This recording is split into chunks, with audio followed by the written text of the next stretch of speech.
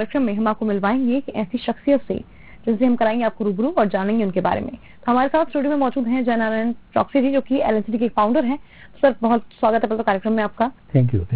Sir, शुरुआत आपके जीवन से ही करते हैं। पहले आपके बारे में जानते हैं कि आपको क्या पसंद है, क्या है आपकी पर्सनैलिटी, और आपके बारे में बताइए पहले जरा।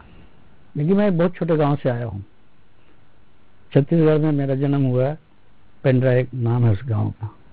वैसे वो अपने आप में बहुत खासियत रखता है। वहाँ से बड़ी बड़ी हस्तियों ने नाम कमाया है। मैं तो बहुत छोटी जगह पहुंचा हूँ। मैंने वहाँ से निकलने के बाद रावर्सन कॉलेज जबलपुर से एमएससी किया, और एमएससी करने के बाद 71 में भोपाल आ गया। जब से लगातार भोपाल में। यहाँ आने के बाद मैंने 7 नौकरियाँ की हैं, और स्टेट बैंक ऑफ इंडिया में मैं 16 साल नौकरी करने के बाद जिस दिन मैं MM2 प्रमोट हुआ, उसी दिन मैंने बैंक से रिजाइन कर दिया था। सर, आपने 7 नौकरियां करी भोपाल आने के बाद, तो एक्सपीरियंस कैसा रहा? क्योंकि एक छोटी जगह से निकलने के बाद हम कोई बड़े शहर आते हैं तो कहीं एक वो रहता है कि अब कैसे सर्वाइव होगा, कैसे आगे बढ़ेंगे, हर किसी के दिमाग में होता है। तो आप बताइए आपका एक्सपीरियंस कैसा था इसमें?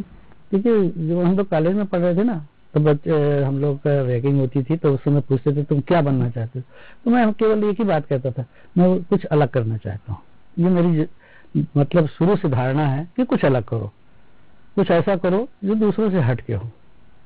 और उस समय जब मैं बैंक में भर्ती हुआ, तो मेरे से 6 महीने बाद प्रोफेशन खत्म होता है, तो मैंने बैंक से रिक्वेस्ट किया कि मेरा ट्रांसफर मेरे गांव में कर दिया है। बैंक ने रिफ्यूज कर दिया।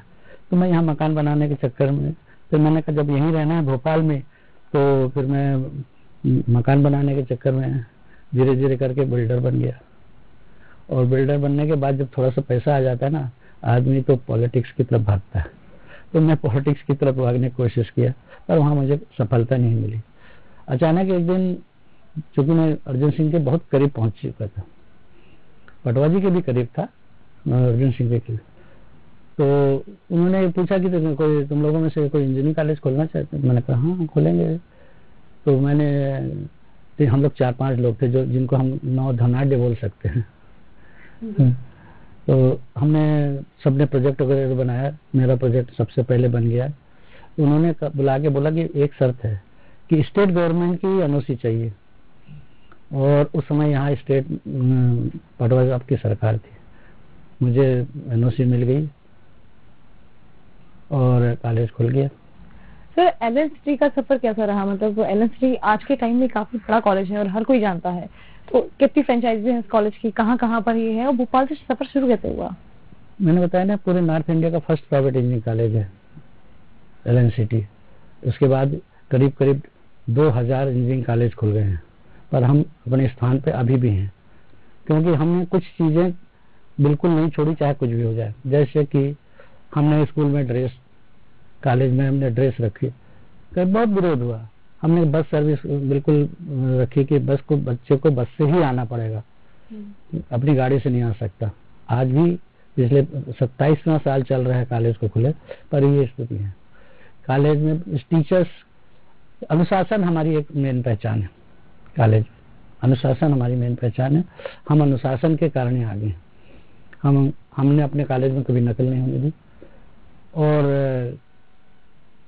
बिना पढ़े किसी को डिग्री नहीं दी।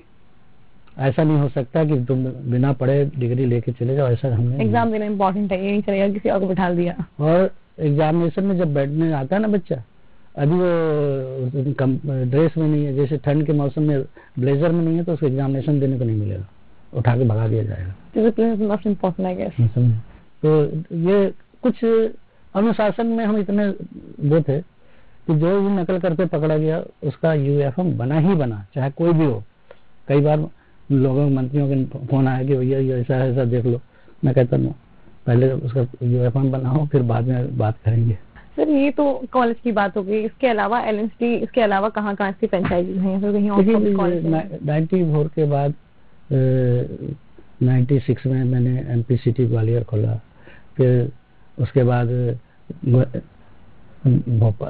छत्तीसगढ़ में मेरा नेटिव प्लेस है छत्तीसगढ़ में, तो बिलासपुर में मैंने चौकसी इंजीनियरिंग कॉलेज, जेके इंजीनियरिंग कॉलेज, और वहाँ पर होम्योपैथी कॉलेज, मैंने सब मिला के आज की तारीख में करीब 42 कॉलेज में खोल चुका हूँ और एक यूनिवर्सिटी। क्या बात है सर। तो सर इतने सारे कॉलेजेस आपने खोले और इसके अलावा आप कौन कौन से ग्रुप से जुड़े हैं? तो कॉलेजेस की बात होगी, हमने सुना है मेडिकल में भी आपका योगदान रहा है। बताता हूँ, ऐसा कोई सब्जेक्ट नहीं है इस समय जो हमारे पास नहीं है। मतलब मेडिकल में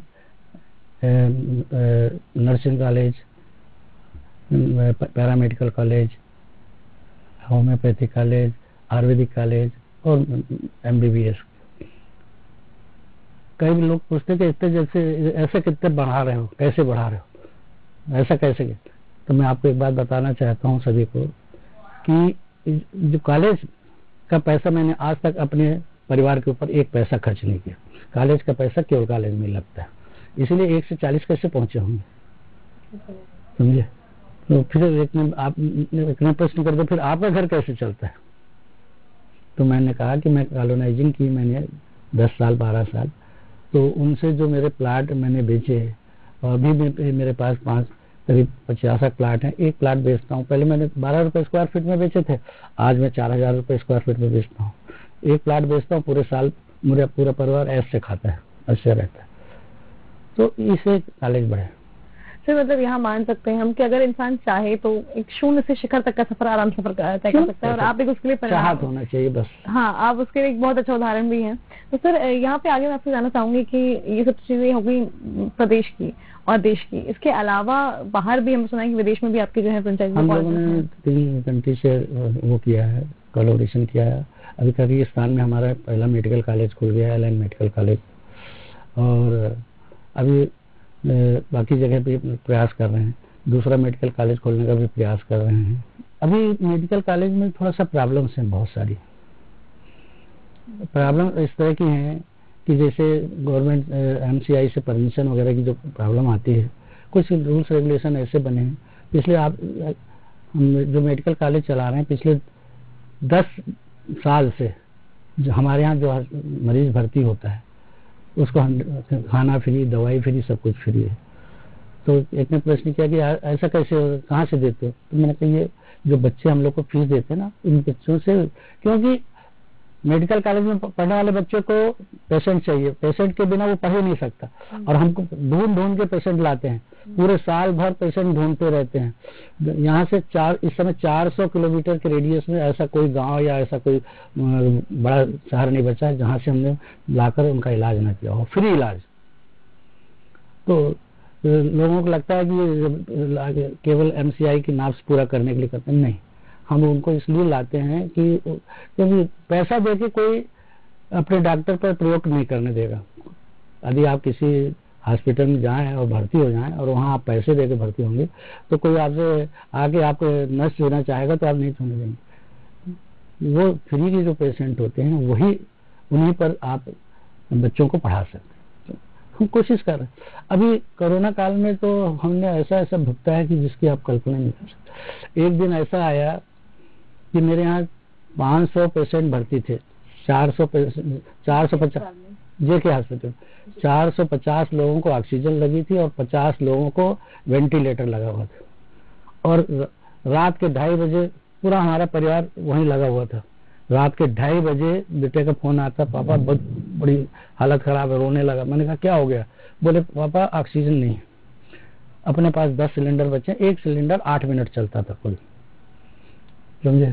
तो मैंने कहा घबराने की बात नहीं। हमने कलेक्टर साहब से बात की, त्रिपाठी साहब से बात की, और जो भी लोग, और लास्ट सिलेंडर जो बचा था ना 8 मिनट, तब हमारे पास ऑक्सीजन आ गई, अनेक्स ने सप्लाई कर दी, नहीं तो कम से कम 250 पेशेंट मरते।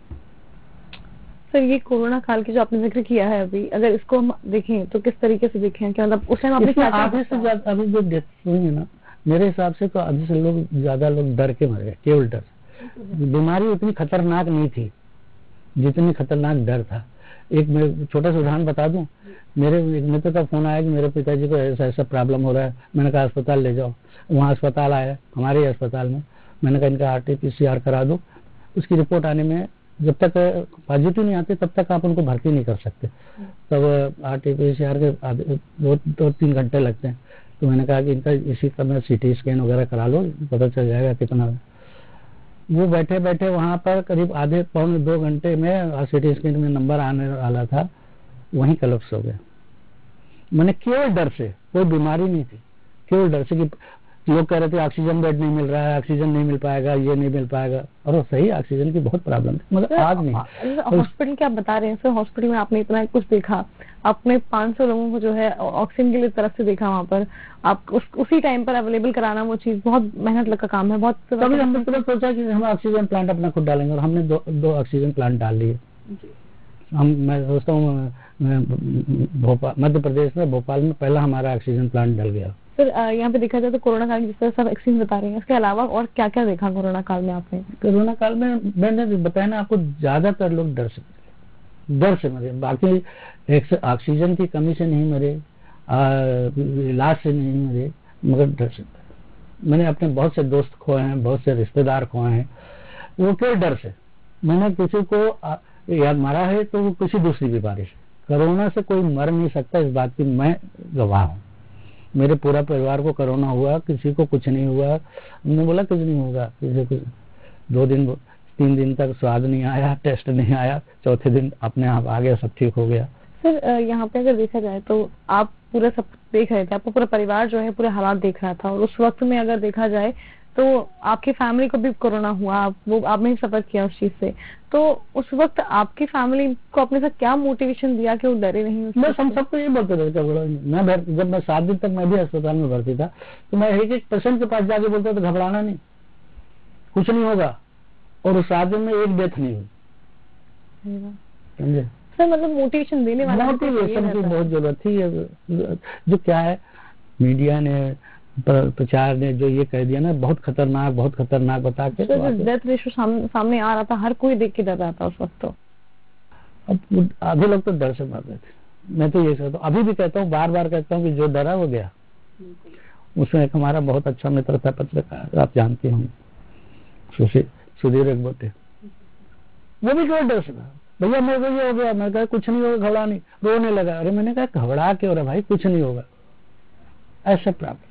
सर पता है, लेकिन एक चीज है कि ये तो हम बाहर से देख रहे हैं, कोविड जो वार्ड रहता है उसके अंदर की आप तस्वीर देखी है आपने कि वहाँ पे किस तरह का माहौल रहता है, आप खुद भी वहाँ रहे हैं, तो क्या लगता है कि वहाँ जब माहौल कैसे बिगड़ जाता है अगर वहाँ कोई मोटिवेट करने वाला नहीं होता? तो नहीं, हमारे हॉस्पिटल में तो ऐसा माहौल नहीं बना कभी कि माहौल बिगड़ा हो। जैसे कि आप डर की बात जो कर रहे हैं, डर आदमी को सुन के कोई जो हौसला देने वाला एक इंसान होता है कि नहीं आपके बगल में खड़ा है, नहीं एक्चुअल में क्या था कि इतना ज्यादा डरवा दिया गया था कि बिना वो पहने किट पहने हुए आप अंदर नहीं जा सकते, और वहाँ के आदमी दूसरा कोई नहीं जा सकता। जैसे हम खुद मालिक होकर भी अंदर नहीं जा सकते, अभी जाना है तो पूरे किट पहनो, वैसा कुछ नहीं होना था, मगर वो ऐसा बता दिया गया कि भाई प्रोटोकॉल का पालन करना नहीं पहने तो अब तुरंत ही इस तरह की बात हो गई। ऐसा कुछ नहीं, ये मुझे नहीं लगता है लोगों ने जो फैला रखा ना, थर्ड वेव आएगी, कोई वेव नहीं आएगी।